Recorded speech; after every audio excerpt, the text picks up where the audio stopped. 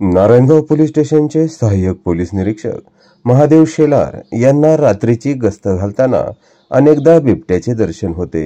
सध्या सर्वाधिक बिबट प्रवण क्षेत्र असलेल्या हिवरे मांजरवाडी भागातील भोरमाळा येथेही काल रात्री साहेबांना बिबट्याने दर्शन दिले। हे बिबटे आता इतके निगरगट्ट झालेत की सायरनच्या आवाजाला देखील दाद देत नाहीत। हा व्हिडिओ पाठवलाय स्वतः API शेलार साहेब यांनी।